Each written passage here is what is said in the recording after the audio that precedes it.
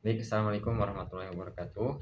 Alhamdulillah pada kesempatan kali ini, insya Allah kita akan menyaksikan seminar kuliah praktek yang akan disampaikan. Ulang-ulang.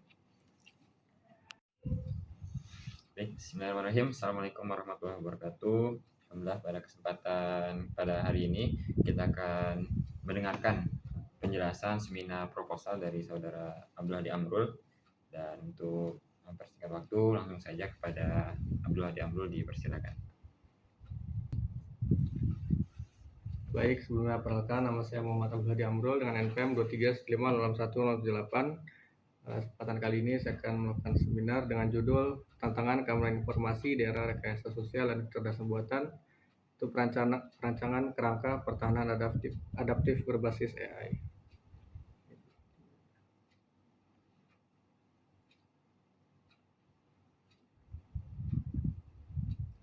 Adapun agenda presentasi pada kesempatan kali ini, pertama itu ada latar belakang dan rumusan masalah, kedua tinjauan pustaka, tiga tujuan dan manfaat penelitian, keempat metodologi, di sini saya menggunakan DSRM, kelima rancangan artefak ASEDF, dan keenam target dan KPI penelitian.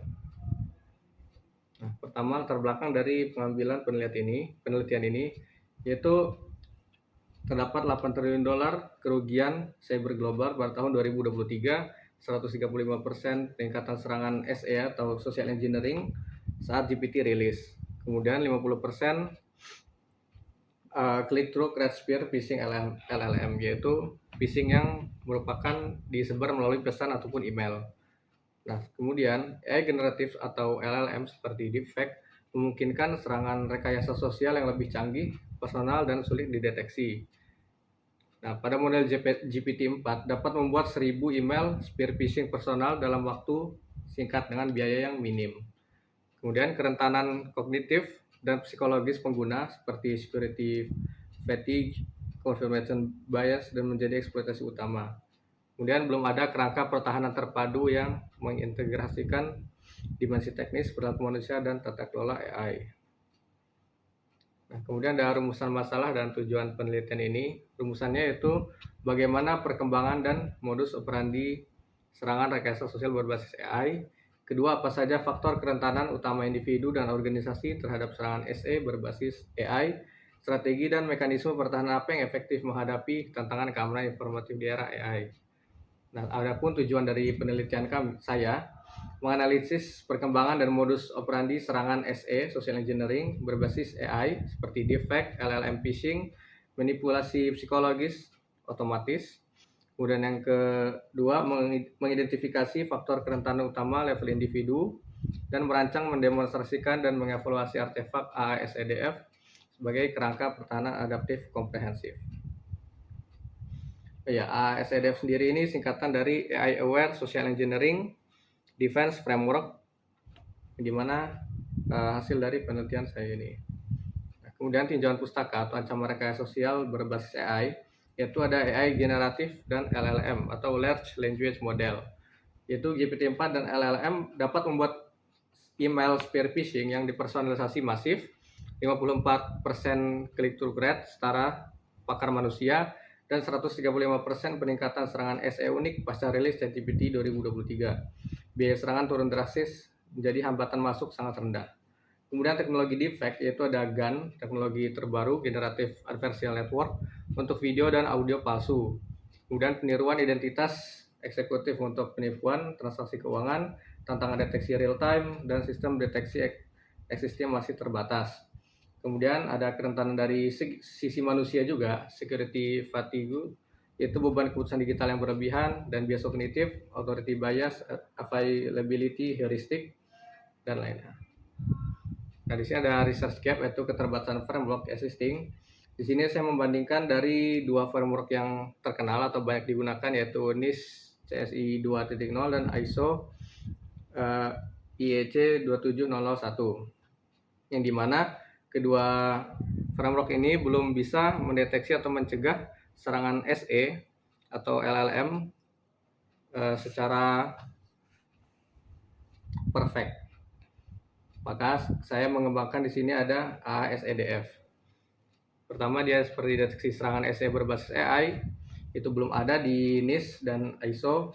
Kemudian protokol verifikasi tahan defect masih parsial, program pelatihan adaptif AI aware masih parsial juga, dan lain-lainnya.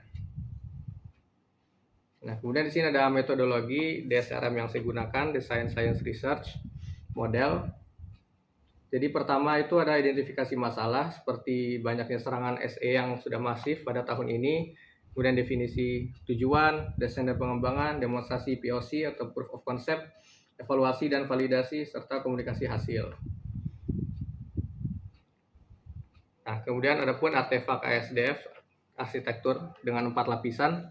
Pertama itu di level 1, yaitu deteksi dan pencegahan berbasis AI, NLP atau Natural Language Processing, anomali konten, analisis perilaku ML atau machine learning, deteksi defect multimodal. Kemudian pada level 2 ada pelatihan dan kesadaran adaptif, yaitu CASA. Dengan singkatan Continuous Adaptive Security Awareness, seperti microlearning berbasis AI, simulasi serangan real time, dan personalisasi profil risiko. Kemudian pada tahap level 3, protokol verifikasi berlapis seperti multifactor authentication, verifikasi out of band, dan challenge response AI resistant. Pada level 4, tata kelola dan kebijakan AI defensif, zero trust arsitektur, incident response AI aware, dan audit dan compliance AI. Nah, kemudian di sini ada target KPI dan proyeksi hasil dengan rumus berikut.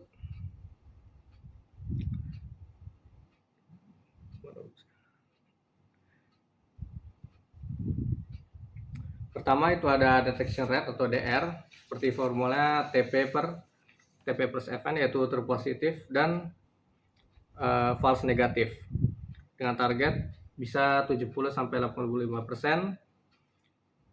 Kemudian ada attack reduction rate seperti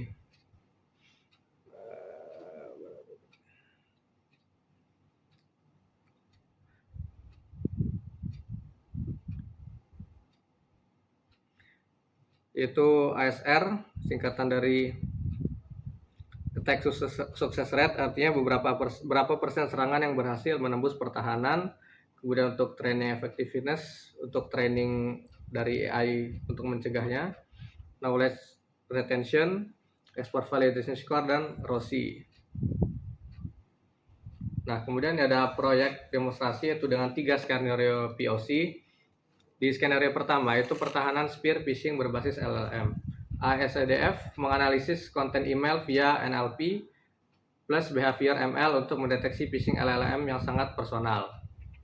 Dengan metrik DR rumus 2.1 di awal dan baseline 29%. Kemudian di skenario kedua yaitu deteksi defect dan dalam verifikasi transaksi.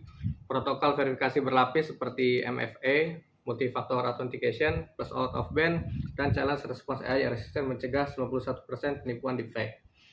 Nah, kemudian pada skenario ketiga yaitu implementasi program pelatihan CASA, yaitu microlearning AI, simulasi serangan otomatis, dan personalisasi risiko. Nah, contoh di sini jika saya melakukan timeline dalam penelitian 2025, dari tahap pertama ada SLR Prisma, identifikasi gap, definisi KPI, desain SDF, dan lanjutnya. Oke, terakhir dari simpulan dan penutup. Jadi ancaman SE atau social engineering berbasis AI bersifat multidimensi dan terus berkembang untuk saat-saat ini, apalagi di dunia digital saat ini. Diperlukan kerangka pertahanan yang adaptif dan terpadu. Kemudian ada gap atau kerangka existing seperti NIST dan ISO dalam mengakomodasi AI generatif sebagai vektor ancaman menjadi justifikasi ASDF. Kemudian ASDF memiliki 4 lapisan, 12 komponen dirancang untuk melampaui framework konvensional dengan target 11/12 komponen terpenuhi. Untuk proyeksi deteksi serangan 78 sampai 85%, pengurangan keberhasilan serangan 68%, dan validasi ahli lebih dari 4 atau 5. Sekian dapat saya sampaikan. Wassalamualaikum warahmatullahi wabarakatuh. Kembalikan ke moderator. Ya, baik, itu tadi kita sudah mendengarkan presentasi dari Saudara Abdullah di Amrul, dan kami buka sesi diskusi. Bagi audiens yang ingin bertanya, kami persilahkan. Baik, kalau cukup sekian bisa disampaikan oleh saudara Abdul Amrul dalam seminar proposalnya. Saya sebagai moderator mengucapkan terima kasih atas partisipasi teman-teman semua dan saya akhiri. Wassalamualaikum warahmatullahi wabarakatuh.